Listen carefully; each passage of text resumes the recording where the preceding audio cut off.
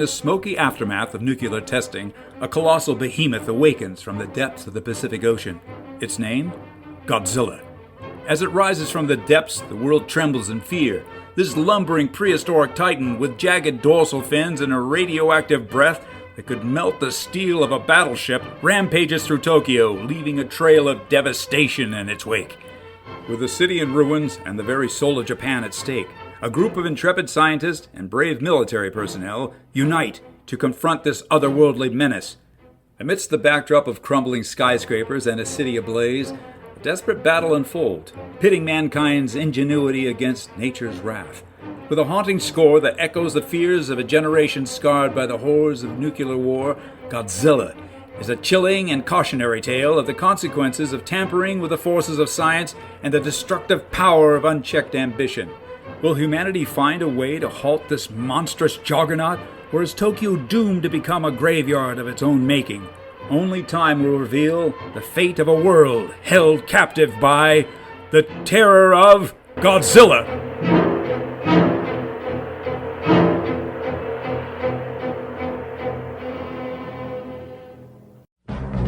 Up from the depths, 30 stories high, breathing fire, his head in the sky.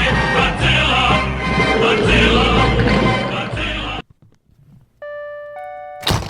Oh, here we are. This very nice studio we have. Oh, could somebody give me a script? Oh, thank you, old chap. There we are. Nice.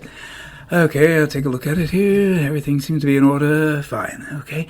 Yes, I believe I'm ready for my take. There we go. Ready? Jolly good evening. I'm Lord Horace Highborn of Buckingham, here to present to you the tale of the tape. A spot-on description of the legendary king of monsters, Godzilla. Height, approximately 50 meters. For you Yankees, it's 164 feet. Oh, it's rather long. Okay. Estimated to be 20,000 metric tons? Ooh, that's one big lizard you have there. I'd like to see that. Godzilla has a dinosaur-like appearance with rough, charcoal gray skin and large dorsal fins running down its back. Oh, that sounds kind of scratchy. I think it'd be itching if I had that down my back. How do you put on a t-shirt anyway? Okay, it has sharp, jagged dorsal plates, sharp teeth, and a powerful reptilian tail. Abilities. 1. Atomic breath. Godzilla's most iconic ability is its atomic breath, which it emits as a powerful, destructive blue radioactive ray. Oh, that's amazing! I like this chap here. This breath is capable of causing widespread destruction, I bet. It's awful, probably stinky, too. A bad boy me. I just get silly when I think of that bad breath. That's little boy talk. I know. Forgive me, please. Number 2, Godzilla is largely immune to conventional weaponry, making it a nearly unstoppable force of destruction. And finally, Godzilla possesses incredible resilience and regenerative abilities, allowing it to survive attacks and regenerate damaged tissue. Tissue? Oh, yes. By the way, could you hand me a tissue, old boy? Yes. There we go. I have a little bit of a runny nose, you know. Well, you can trim that part off so that none of my friends or family know that I have a runny nose. It's kind of a mortal quality, if you know what I mean. Well, it's tea time, boys, and I think I'm ready to go. And pip and all that. Nice day, wonderful. Now I have to go find my chauffeur. Where is that guy? Hello there, where are you? Oh, peekaboo, where are you? Hiding behind that plant. Isn't that playful? Then you have a responsibility no man has ever faced. You have your fear, which might become reality. And you have Godzilla, which is reality. This is one of my favorite kaiju movies of all time because it starts everything when it comes to the Godzilla universe. I've seen it a zillion times, as you would expect. But Ryan, was this your first time seeing it? Yeah, actually, it was my first time. I enjoyed the movie. One of the things about this film is that the inspiration came from two sources. One is King Kong. Honda was big on King Kong, and he wanted to do a stable of monsters similar to what Universal had. The other was an actual incident where the ship, the Lucky Dragon, which is the first ship that dies in this movie, the Lucky Dragon was a fishing ship that ended up getting into the middle of an atomic bomb test. Not very lucky. That was the incident that spurred the crux of this movie, and this is why Godzilla was very much the Japanese mindset, an atomic bomb. Did you catch the atomic bomb reference in this film? It was pretty symbolic, as they had portrayed him as being something Japan was scared of.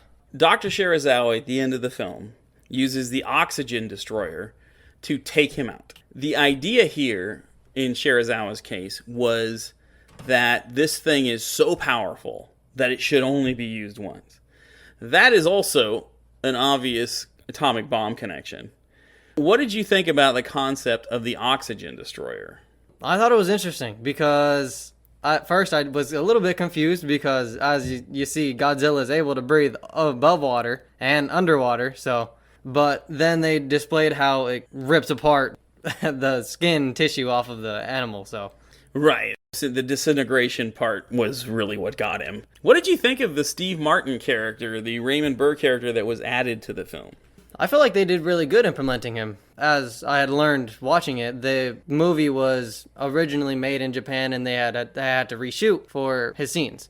I thought Raymond Burr was able to walk you through the film fairly dramatically, and this is the first time the Godzilla suit is out. What did you think of the costume, the design? For the time that it was in, it was very well made, actually. I would not be able to be him inside of that very hot and heavy costume. What did you think about the milkman's suicidal run at Godzilla in Tokyo?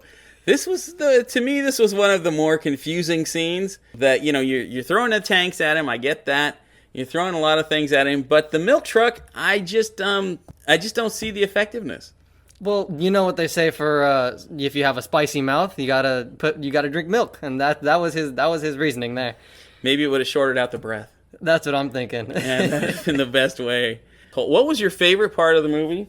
My favorite part of the movie would be just the sheer destruction and the way they portrayed Godzilla. Just that whole scene where he's tearing apart all of Tokyo and just destroying it. Japan. This is one of the darker portrayals of the character. You'll see as we go through, Godzilla has been everything from superhero to teddy bear to, in this case, psychotic. I mean, he aims at people when he fries them.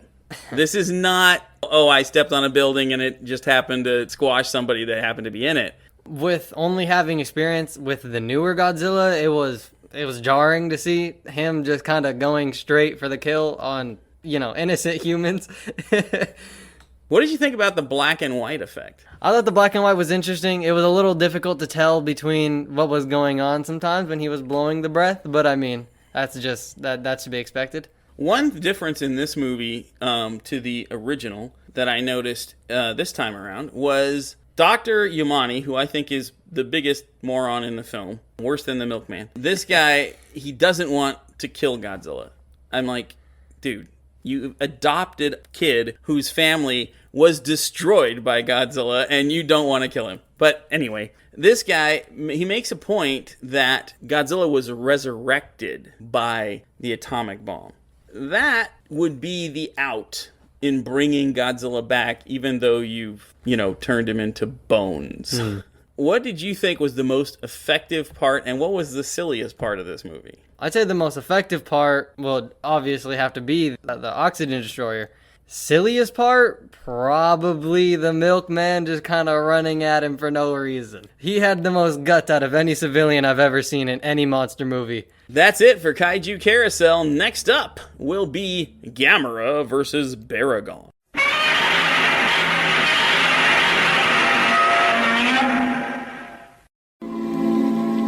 The menace was gone. So was a great man. But the whole world could wake up and live again.